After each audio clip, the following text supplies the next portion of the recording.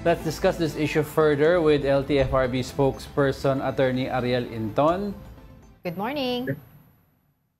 Magandang umaga po sa inyo, magandang umaga po sa ating mga taga-subaybay.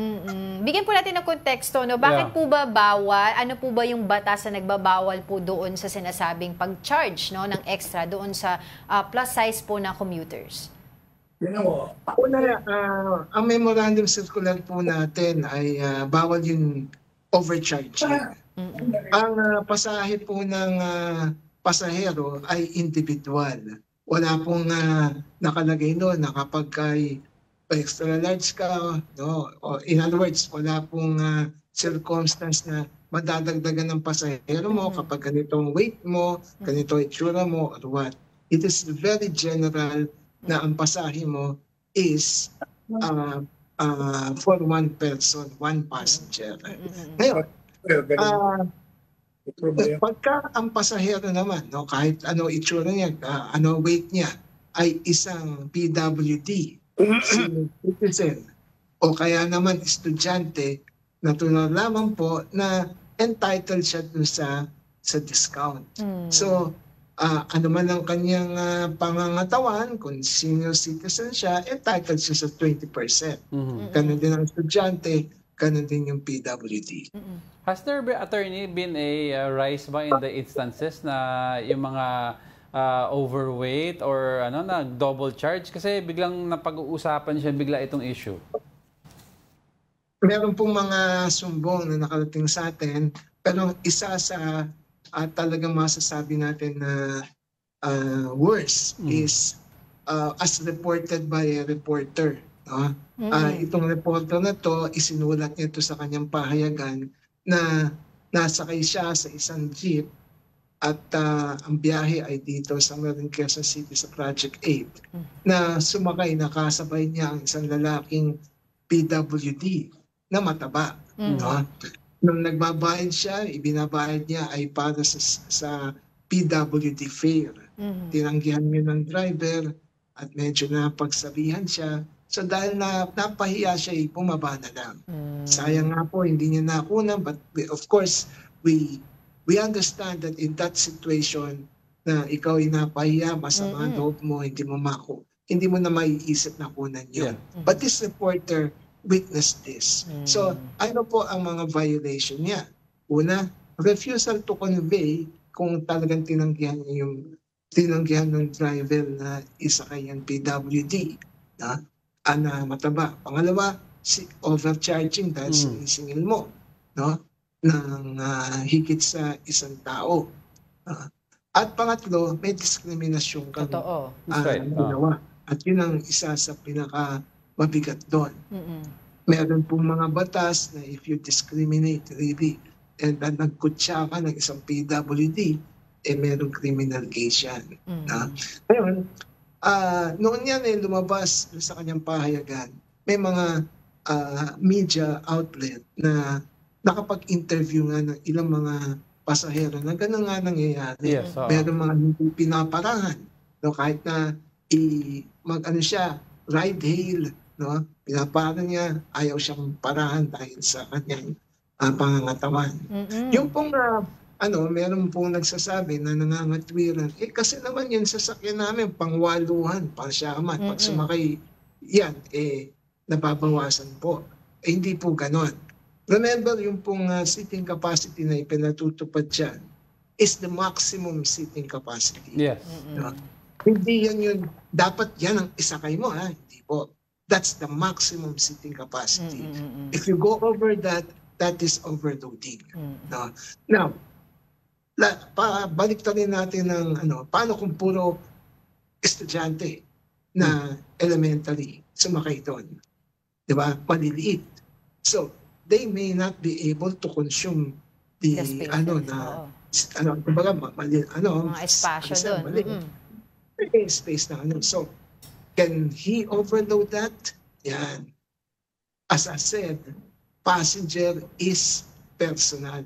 No? Pag sinabi na ang seating capacity mo ay ito, passenger mo ito, then that's only up to that point. Kasi ang kailangan po dito ay yung convenience ng pasahero. Totoo. Kaya hindi naman laging ang sasakay sa iyo PWD o kaya senior o kaya malaki. Hindi naman laging ganyan ang pasahe. And of course, naka-ano po yan eh. Yan po yung talagang it goes dun sa pagsilbi mo because public transport is public service also. Nandun na po yun.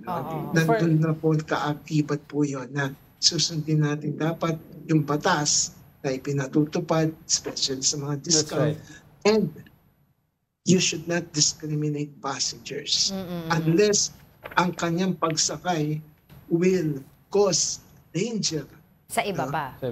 To other passengers, then it is a public transport na dapat isakay mo yan. Attorney, itong binanggit mong sa, yung I heard of this story yung sumakay sa Jeeptas na paya bumaba, no?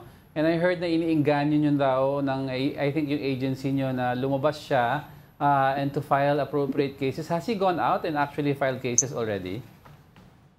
Well, hindi po. But let me discuss about filing cases sa LTFRB. No? Kasi po, isa po sa isang ang dapat na ihayag po ng ahensya na ang LTFRB po ay aside from the regulatory powers of the LTFRB, ay may quasi-judicial powers. At yung quasi-judicial powers na yan, bago po mag-impose ng penalty, ang kinakailangan may due process. Doon po pumapasok yung complaint. No? Kapag wala pong complainant, then di malalaman ng ahensya. Ngayon, kapag may complaint, then at may detalye, then papatawag po natin yung operator at yung driver na concern. Ngayon, kung sakaling na-post sa social media, pwede ba naming tingnan yun? Opo.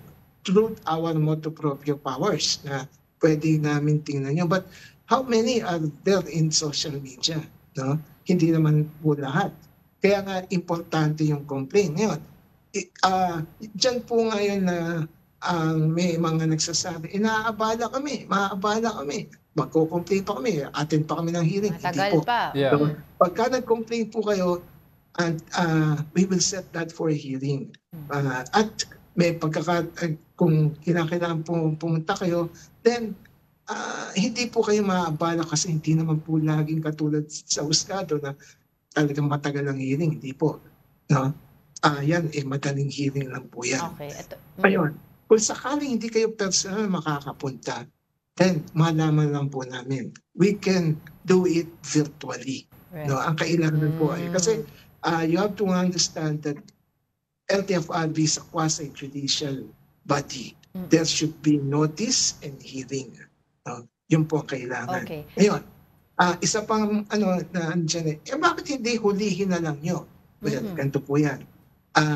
Wala po kaming kanong enforcement na kinakailangan hulihin mo. As I said, it's a quasi-judicial body.